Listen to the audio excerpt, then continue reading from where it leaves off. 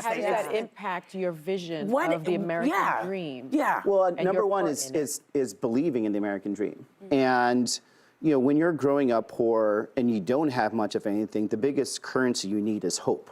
And that's the one thing I had and my family had, and it was instilled, from... This has to be one of the most awkward moments I've ever seen on The View.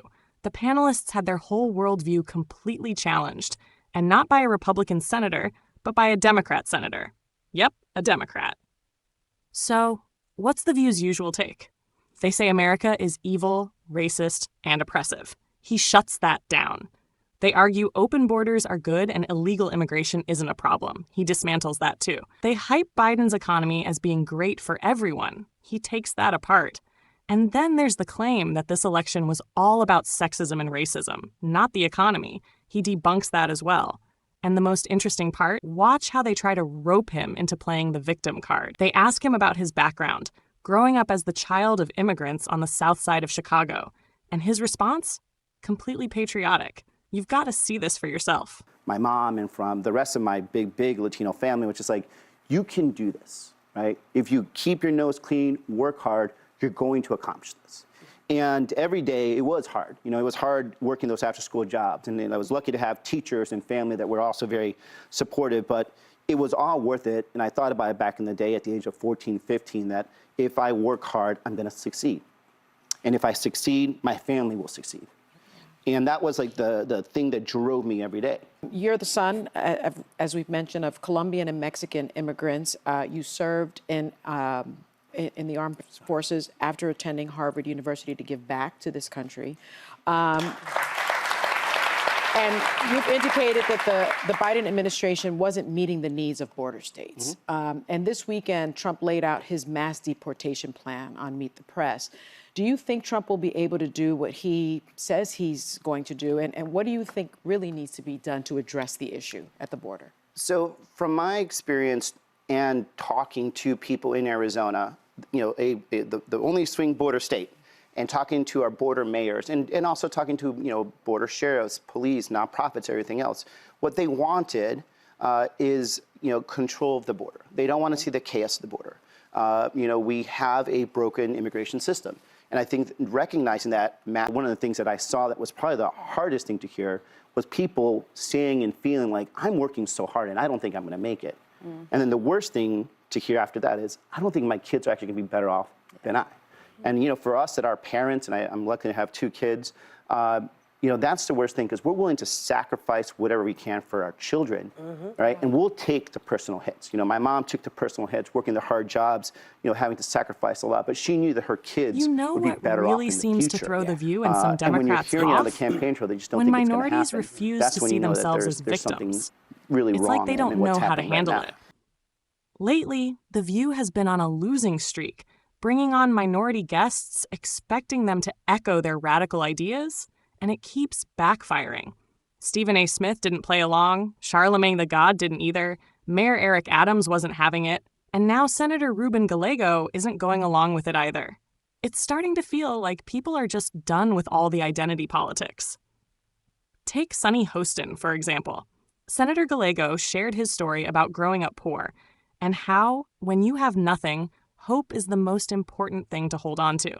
You'd think that might make her stop and reconsider her perspective, but instead, they stick to this narrative that poor and struggling people are stuck, hopeless and oppressed, no matter what they do.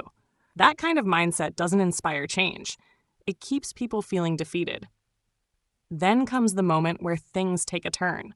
Since Gallego is Hispanic and from Arizona, Sonny asks him about Trump's mass deportation policies, clearly expecting him to criticize Trump and back up her views.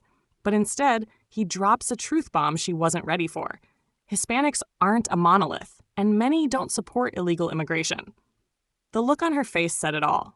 She wasn't expecting that answer, and it completely threw her off. We talked about Latino males. The reason I was able to kind of understand what's happening there was because, growing up Latino and working those work sites and working overtime just to help out my family, I understood the frustration I was hearing out in the community.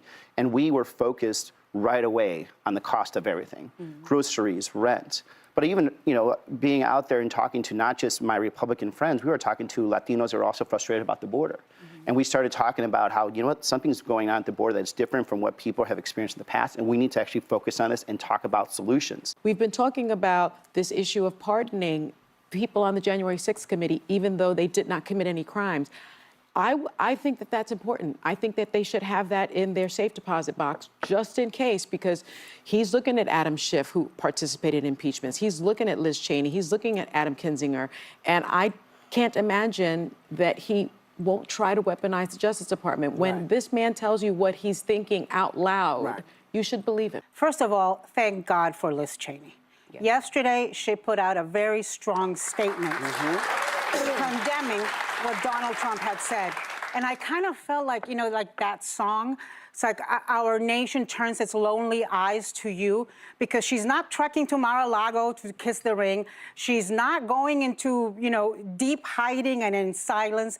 She's not changing her tune all of a sudden. She's sticking by her guns. She is a principled person with a backbone and courage. And if he goes after her, she's going to fight back. And it is going to be our job to protect her, to support her, to donate to a legal fund, to make sure that there are lawyers ready to defend her, because it costs a lot of money, because it is very stressful and very drainful, even if there is no crime.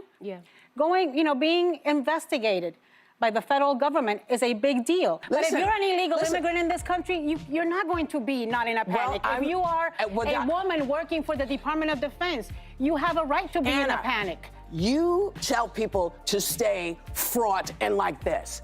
I'm telling people to prepare, Whoopi. I'm telling people, do you think they're not prepared? They are prepared. Well, right. So that means, I'm saying that to means people, that they can be relaxing and enjoying Christmas. No, it doesn't mean that. When winter is coming. No, it does. You know what? I'm sorry. I mean, I disagree. Winter is here. Right. Winter's been with us. And my point is, we can lay down and do nothing for the next 15 days and then be freaking out for the next 4 or 2 years. But my point to you is, we are in a privileged position that a lot of people who are going to be under his attack who is going through the same thing. I want his enemies listening. I'm not panicking. Yeah. Like, we just have to we live. We have to figure out what we're panicking for. This one was something else. On The View, Alyssa mentioned a county in Texas that's over 99% Hispanic and yet voted 75% for Trump. Sunny's immediate reaction? The same old tune, sexism and racism. But Alyssa wasn't having it and reminded her of a simple fact. This county is literally on the border. It really makes you wonder if they understand the real issues people are dealing with. It's starting to feel like a pattern. The View keeps bringing on guests, hoping they'll agree with their talking points, but instead, they end up getting completely called out. This time, Senator Ruben Gallego laid it all out for them. He said voters are telling him Biden's economy isn't working for them and they're struggling. The panel's reaction? Total disbelief, which isn't surprising considering they're living in their own little elite world. It's like they can't believe people are actually struggling. Families are out there saying they can't afford basic needs. Their wages aren't keeping up with inflation. And no matter how hard they work or how many sacrifices they make, they just can't seem to get ahead. It's not that complicated. When people say the economy is a problem, it's because it really is. And Democrats trying to defend Biden's economy? That argument falls apart instantly. You don't even need charts or stats.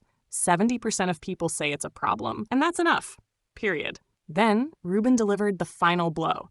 He made it clear that this election wasn't about sexism or racism, like they wanted to believe. It was about real issues, like the economy and the border, things people are actually worried about.